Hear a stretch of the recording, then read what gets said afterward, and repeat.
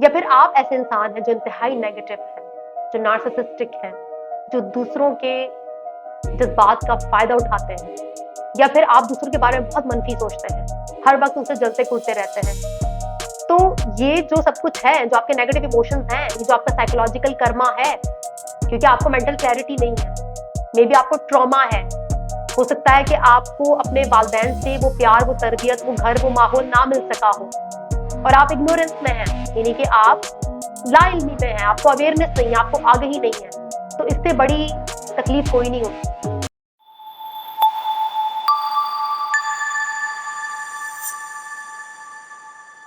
दोस्तों, हमारी आज की जो वीडियो है ना, ये बहुत इंटरेस्टिंग है और आज हम बात करेंगे कर्मा पर। मैं किसी खास मजहब, फलसफे या नजरिए की बुनियाद पर ना कर्मा पे बात नहीं करूंगी, बल्कि मैं कर्मा यानी कि अमल, एक्शन, उस पर जो मेरी अंडरस्टैंडिंग है, जो मैंने समझा, जो मेरी रिसर्च है, मैं वो आपके साथ शेयर करूंगी। और आप अगर मेरी अंडरस्टैंडिंग से, मेरी रिसर्च से इत्तेफाक नहीं करते, आप उसे रिजेक्ट करते हैं, तो आपको पूरा पूरा हक और इख्तियार है रिजेक्ट करने का। दोस्तों, अमल, कर्मा या एक्शन, जो भी कह लें आप इसे, इससे बात करना बहुत जरूरी है, क्योंकि कभी कभार ना हमारी जो जिंदगी है वो हमारे अपने एक्शंस, हमारे अपने अमल की वजह से ही ना रुकी हुई होती है।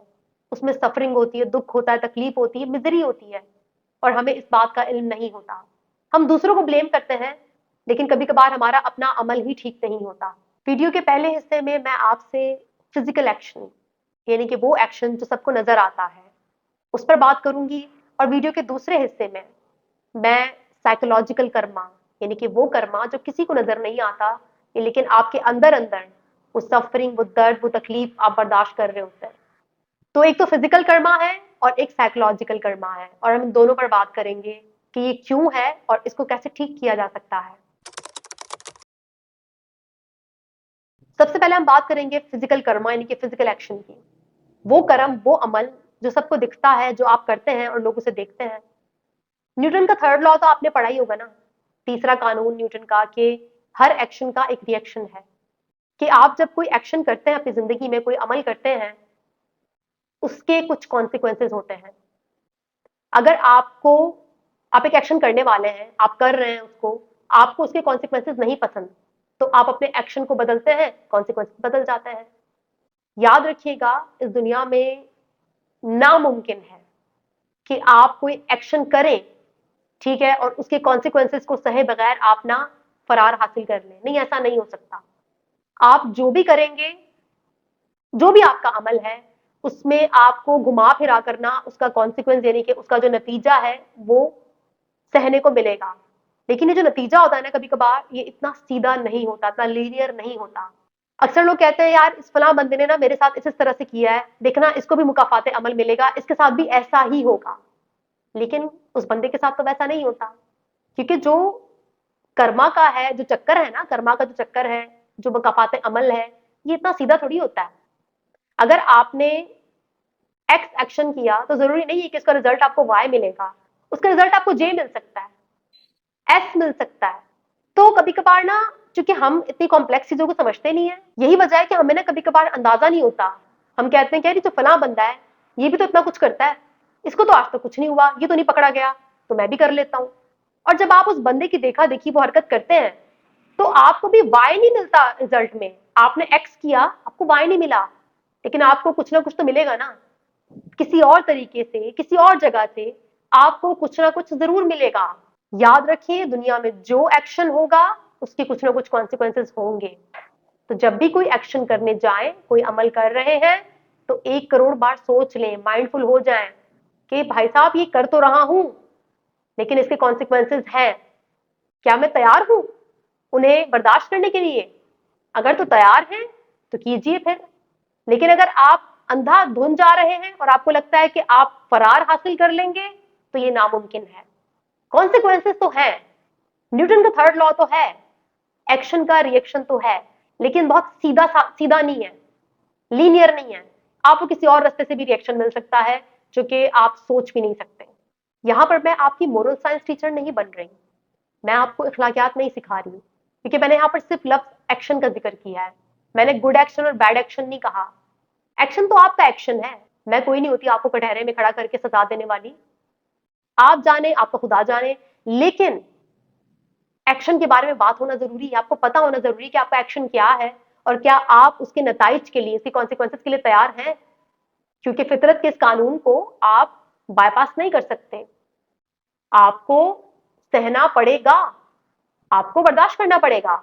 मकसद आपको ये समझाना है कि माइंडफुल हो जाएं। अपनी जिंदगी में अगर कंट्रोल चाहते हैं ना अपनी जिंदगी का, तो अपने एक्शंस पर गौर करना शुरू करें कि आप क्या कर रहे हैं। आप सुबह से शाम तक क्या एक्शंस करते हैं। जो आपके एक्शंस हैं वही आपकी जिंदगी होगी। तो ये जो फिजिकल एक्शंस हैं, जो बहुत सामने सबको नजर आते हैं, बहुत आम से होते हैं, इन पर तवज्जो दें और देखें कि अगर आपको अपनी जिंदगी पसंद नहीं है, यानी कि आपके साथ जो सब हालात हो रहे हैं, जो कॉन्सिक्वेंसेज आप सह रहे हैं, वो आपको पसंद नहीं है, तो फिर आपको अपना एक्शन बदलना होगा। इसका मतलब ये है कि आपके एक्शंस अच्छे नहीं है, तभी आपकी लाइफ में सफरिंग है, तकलीफ है, दर्द है। अपने एक्शंस को बेहतर करें, सफरिंग किसी हद तक कम हो जाएगी। अब हम बात करेंगे साइकोलॉजिकल कर्मा की। मॉडर्न वर्ल्ड में, इस जदीद दुनिया में सबसे ज्यादा साइकोलॉजिकल कर्मा ही है, क्योंकि हम ऐसे दौर में रह रहे हैं ना कि जहां पर नफ्सियाती वार बहुत ज्यादा है। जज्बात को मैनिपुलेट करना, जज्बात का इस्तेमाल करना, जज्बात को एक्सप्लॉइट करना, उनके साथ खेलना, दूसरों के जज्बात के साथ खेलना, ये सब कुछ बहुत ज्यादा हो चुका है। तो ऐसे में जब आपको इल्म नहीं होगा ना, आप अपने एक्शंस, अपने इमोशंस से वाकिफ नहीं होंगे, तो फिर ना आप साइकोलॉजिकल कर्मा से बहुत ज्यादा गुजरेंगे। आपको बहुत दर्द होगा, बहुत तकलीफ होगी, क्योंकि आपको कुछ पता ही नहीं अपनी इमोशनल बॉडी के बारे में। आपको पता ही नहीं कि दुनिया में लोग आपके इमोशंस, आपके जज्बात के साथ खेलते भी हैं। या फिर आप ऐसे इंसान हैं जो इंतहाई नेगेटिव हैं, जो नार्सिसिस्टिक हैं, जो दूसरों के जज्बात का फायदा उठाते हैं, या फिर आप दूसरों के बारे में बहुत मनफी सोचते हैं, हर वक्त उनसे जलते कूदते रहते हैं। तो ये जो सब कुछ है, जो आपके नेगेटिव इमोशंस हैं, ये जो आपका साइकोलॉजिकल कर्मा है, क्योंकि आपको मेंटल क्लैरिटी नहीं है, मे बी आपको ट्रॉमा है। हो सकता है कि आपको अपने वालदैन से वो प्यार, वो तरबियत, वो घर, वो माहौल ना मिल सका हो, और आप इग्नोरेंस में हैं, यानी कि आप लाइल्मी में हैं, आपको अवेयरनेस नहीं है, आपको आगही नहीं है। तो इससे बड़ी तकलीफ कोई नहीं होती। आपको नहीं पता कि आप क्यों इतना जेलस हैं, आप क्यों अपनी जिंदगी में इतना नेगेटिव हैं, क्यों इतने तल्ख हैं आप। तो ये जो सब कुछ आपके अंदर इमोशंस है ना नेगेटिव वाले, ये सामने वाले को इतना नुकसान नहीं पहुंचाते। ये आपका अपना साइकोलॉजिकल कर्मा है, अंदर ही अंदर आप कुड़ रहे हैं। तो जब आप इन मसाइल को कंसिडर नहीं करेंगे, अपने इमोशंस के बारे में नहीं सोचेंगे, अपनी इमोशनल बॉडी पर काम नहीं करेंगे, तो आपको ऐसे बहुत से मसाइल का सामना होगा। मिसाल के तौर पर मेरे पास अभी रिसेंटली एक केस आया, जिसमें एक जनाब अपनी वाइफ को चीट कर रहे हैं, और वो जो चीटिंग है, वो जो भी वो कर रहे थे, ठीक है, उसको काफी अरसा हो चुका है। और अब ना मेरे पास आने का मकसद ही है ना, क्योंकि उनकी मेंटल स्टेबिलिटी ठीक, उनकी जो इमोशनल हालत है, जो इमोशनल स्टेबिलिटी है, वो सही नहीं है। तभी तो वो मेरे पास आ रहे हैं ना थेरेपी लेने। तो वो जो भी उन्होंने किया, वो चीटिंग, वो एक्शन जो उनको लगा कि उनको प्लेजर दे रहा है, लेकिन चंद सालों बाद उन्हें इस बात का अंदाजा हुआ कि उनका गिल्ट, वो ट्रॉमा बॉन्डेड हो गए, ठीक है, उनको एंजाइटी हो गई है, फटीग है, डिप्रेशन है, अपना काम ठीक से नहीं कर पा रहे। वो सब क्या है, बाहर से किसी को नजर नहीं आता। बाहर से जो भी उनको देखता है वो कहता है बिल्कुल परफेक्ट है, इतनी बेहतरीन इसकी जॉब है, इतना जबरदस्त ये बंदा चल रहा है, चिल इसकी लाइफ है। लेकिन जो अंदर उसके चल रहा है ना, वो किसी को नहीं पता। तो यही तो साइकोलॉजिकल कर्मा है। जब आप कुछ ऐसा करते हैं जिससे आपको पता है कि आप दूसरों को दुख दे रहे हैं, उन्हें तकलीफ पहुंचा रहे हैं, आपने एक्शन किया, आपने चीट किया, आपने कहीं बाहर अफेयर किया, या कुछ भी किया आपने। देखिए, मैं यहाँ पर मोरल साइंस टीचर नहीं हूं, मैं यहाँ पर अखलाकियात की बात नहीं कर रही, नफ्सियात की बात कर रही हूँ कि आपने एक इंसान को चीट किया, सही किया गलत किया, ये वो इंसान खुद जाने, ये उसका अपना मसला है। लेकिन उसने जो एक्शन लिया, उसकी कॉन्सिक्वेंसेस वो अभी सह रहा है। ट्रॉमा है, एंजाइटी है, डिप्रेशन है, बहुत सी चीजें शामिल हैं, वो उस बंदी को भी छोड़ नहीं पा रहा। तो ये सब क्या है, ये साइकोलॉजिकल कर्मा ही तो है। बाहर से तो बिल्कुल फिट है, जो भी देखे वो बोलेगा परफेक्ट बंदा है, लेकिन अंदर अंदर वो खत्म हो रहा है, अंदर अंदर उसकी तकलीफ ही और है। तो ये वो कर्मा है जिस पर मैं आपकी तवज्जो लेकर जा रही हूँ। ये क्योंकि इमोशंस है ना, उसको अपने इमोशंस का ही पता नहीं ना, इमोशंस कैसे प्रोसेस करना है, एंजाइटी कैसे प्रोसेस करनी है, नहीं पता उसको अपनी इमोशनल बॉडी का। तो अभी वो सीख रहा है, अपने इमोशंस को समझ रहा है, प्रोसेस करना सीख रहा है। ट्रॉमा बॉन्ड को तोड़ना सीख रहा है, रियलिटी को वैसे देखना सीख रहा है जैसी वो है, एक अच्छा हस्बैंड बनने के बारे में दोबारा से सोच रहा है। तो ये जो अपनी इमोशनल बॉडी की अवेयरनेस ना होना, इस बात की अवेयरनेस ना होना कि जो मेरा एक्शन है मैं कर तो रहा हूं, मजा तो बहुत है, मैं जा रहा हूं, मुझे मजा आ रहा है, प्लेजर मिल रहा है, सेक्स हो रहा है, टेक्सटिंग हो रही है, ये हो रहा है, वो हो रहा है, लेकिन नतीजा क्या है, कॉन्सिक्वेंसेस क्या है? क्योंकि आप जब कोई एक्शन करते हैं तो उसके कॉन्सिक्वेंसेस से छुटकारा मुमकिन नहीं है। जरूरी नहीं है कि इस दुनिया में अगर कोई इंसान कुछ गलत करता है तो उस पर आसमान से कोई बिजली गिरेगी। आपके दिमाग में जो आपकी नफ्सियात है ना, जो आपके इमोशंस हैं, इससे बड़ी कोई बिजली है ही नहीं इस दुनिया में। सबसे बड़ी बिजली ये है मॉडर्न वर्ल्ड में भाई, सबसे बड़ा थंडर ही यही है। आप अंदर ही अंदर कुड़ रहे हैं, खत्म हो रहे हैं, इमोशंस काबू से बाहर है, गिल्ट है, शेम है, डिप्रेशन है, लेकिन बाहर आपको किसी को बता ही नहीं सकते हो, किसी को पता ही नहीं आपके साथ अंदर क्या हो रहा है। इसलिए इस मॉडर्न दुनिया में अपने एक्शंस के लिए बहुत ज्यादा माइंडफुल रहें। आपको पता होना चाहिए कि मैं अगर इस एक्टिविटी को करने जा रहा हूं, चाहे वो सेक्स है, चाहे वो टेक्सटिंग है, दोस्ती है, कुछ भी है, मैं करने तो जा रहा हूं, लेकिन इसका क्या अंजाम होगा, इसके जो कॉन्सिक्वेंसेस हैं, क्या मैं उसके लिए तैयार हूं? कॉपी पेन लेकर बैठे वो जो जनाब थे ना, उनका यही कहना था कि मैंने किया तो, लेकिन उस वक्त मुझे अंदाजा नहीं था कि ये सब भी होगा मेरे साथ। नहीं होता ना आपको अंदाजा, लेकिन अब मेरी इस वीडियो को देखने के बाद आपको अंदाजा हो जाना चाहिए कि आप जब भी कोई एक्शन लें अपनी लाइफ में, बैठें, सोचें, अगर तो आप वो नताइज सहने को तैयार हैं तो फिर आपको कोई भी नहीं रोक सकता। आपको कॉन्सिक्वेंसेस से कोई एतराज नहीं है, जाए करे जो करना करें, आपकी अपनी जिंदगी है, हिसाब तो आपने देना है, आपकी लाइफ, आपकी चॉइस, कोई आपको जज नहीं कर रहा है यहाँ पर, क्योंकि सहना तो आपने ही है ना, कॉन्सिक्वेंसेस तो आप सहोगे, आपके बच्चे सहेंगे, आपकी बीवी सहेगी, या आपका शौहर सहेगा। तो आपको मना तो कोई भी नहीं कर सकता। इवन अल्लाह ने भी आपको छूट दे रखी है, फ्री विल है आपके पास, अपने डिसीजन आप खुद ले सकते हो, लेकिन याद रखना लफ्ज कॉन्सिक्वेंसेस, एक्शन है, उसके कॉन्सिक्वेंसेस हैं, और यही जिंदगी का टंटा है, यही जिंदगी का चक्कर है।